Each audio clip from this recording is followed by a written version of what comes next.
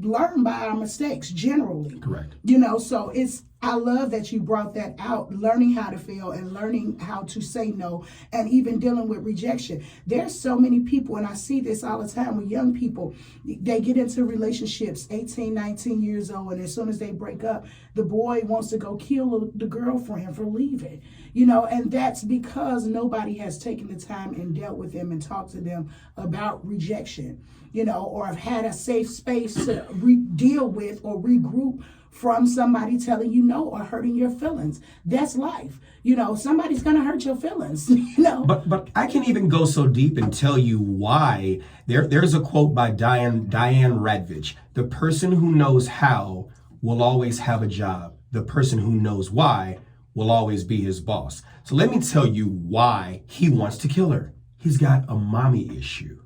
He really depended on her to fill the void of something that she does that the mother should have taught him how to do. You see what I'm saying? And so nothing against, we have to be honest, right? And all thy getting, get an understanding. Not in all thy getting, I accepted. Not in all that getting, I'm going to like what I understood. No, in all that getting, get an understanding. So let's get an understanding that one, you were not prepared, nor was I, to have this child. Two, there are things that we did not get taught growing up, right? And we shield our children from failures. In fact, before we even go to the young man at the age of 19 wanting to kill his girlfriend, let's get back to the mecca of it. Let's get back to when they're in school, right? You don't understand. I typically use Maslow's hierarchy of needs, and Dr. Rogers, and that's his name, right? Mm-hmm. If I hope he's listening, he's like, yeah, that's it, boy, get it. Dr. Rogers.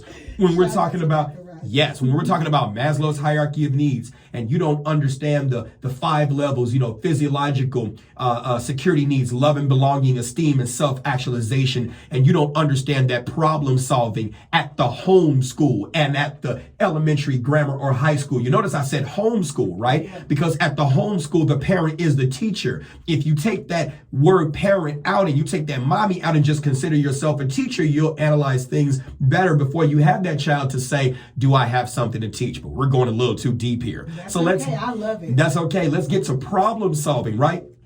Problem solving is all the way at the top. It's self-actualization. And so if you wonder why that boy, when you're trying to tell him, or that girl, when you're trying to tell her some things that they should understand, but they're not getting it. They're not getting it because they may not be at the level of self-actualization so that they can understand what to you may seem so simple, what to their father may seem so simple, but to them it's not there because somewhere down, they could be hungry, they could be sleepy, they could be exhausted, they could have other health issues. They could be insecure in their body. They could be worried about, well, am I going to be secure? Because if my mom and my dad are fighting, then who's going to protect me? It could be so many things that have to be in place before their mind is in the area where learning takes place. And so when you get that call from school that your child is messing up, and the first thing you want to do, using the Bible, I'm going to go there, spare the rod and spoil the child, because I don't send you to school for you to mess up. I don't send you to school for you to mess up. You embarrassing me, and then you beat that child.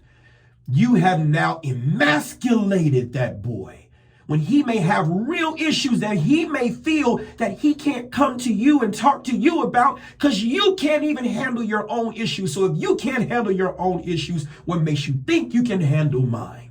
I love it. And that is so, I love that you brought that out, because that is a lot of things that happen, especially in the African American culture and households and community. We make jokes about it. We did an exercise in class. Things that you can get beat for growing up in the household. Yes. When some people, just went randomly, not washing the dishes, not making up your bed, talking back, and instead of just taking a minute to analyze why, or look at the bigger picture behind what has caused this action, we don't do that. No. Unfortunately, and that's what we do. We tear our children down, and even I'm guilty of this myself. This has been something that I had to learn and just adulting and parenting myself. This was the way I was raised, and this is the way that, we've done things, and it worked for us to a certain degree. To a certain degree, yes. But it doesn't work with the children, you know, and you do have to continue to find ways. And there's one thing I love about my 12-year-old came to me the other day and just told me, like, yeah, Mama, I need you, you know, and really had a real conversation with me. Hey, I don't like this, you know, and I didn't feel good at all, you know, but I wanted to, I remember, you know, I went back to what we were talking about in the class. You know, you have to leave that room open. This is a person that has emotion, that has feelings. You know, we're so consumed with adulting and things that, you know, are above the kids, our bills, and just maintaining, that we overlook their opinions and sometimes their needs and their desires or their wants, or, you know, something that they may be lacking. You know, it's so important that we, you know, go back and revisit that and leave that space to allow them to grow. You know, they need that. Yes. And they need to feel, I had a friend of mine call me the other day, and she was like, you let your kids have an opinion, or, you know, she was like, that's huge, you know, because we don't really, she was like, you took that into consideration with your kids? Yeah, absolutely. You know, we don't have the answers. And I always tell my kids that we do not have the answers. Don't think just because I'm in charge that I know everything. I'm still learning. You know, I've never had kids before. Y'all my first sets. You know, you're going to see my good and my bad. You know, I'm going to do things right, and then I'm going to fail at some things. But do understand that I'm human, and so are you. You're going to do the same thing, but be human enough and be responsible enough and humbled enough to say, you know, I don't know.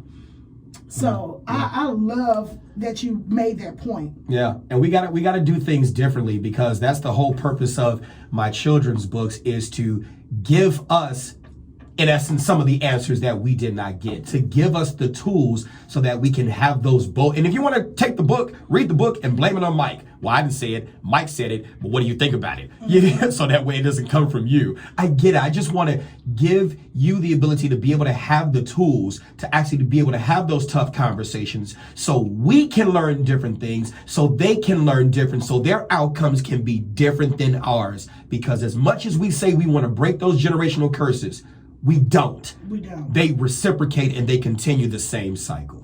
Okay, so we are down to our last minute. Mike, I'm definitely going to have you back. There's so many. I think he has 21 books. I purchased all 21 of them, y'all. Yes, because, you know, it's so important. And I wanted to share these tools with my kids really quick before we go. Let the people know where they can find you and where they can find your books. Y'all get them. Yep. Get them. I appreciate it. You can go to MikeBrownsBooks.com, MikeBrownsBooks.com, 773-644-5000, 773-644-5000. I will ship. I will deliver.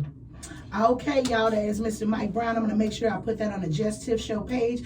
It has been a fantastic show. I love you guys. I'll see you back here next Tuesday. Make sure that you guys are following me on Facebook on the Just Tiff Show group. JustTiffRadio@gmail.com. JustTiffRadio@gmail.com. I love you guys. Going over to Theater 47. Get those tickets. Taking back my name. Love you guys. See you next week. That was amazing. You all follow her. Follow her. That was amazing. We'll talk. Yeah.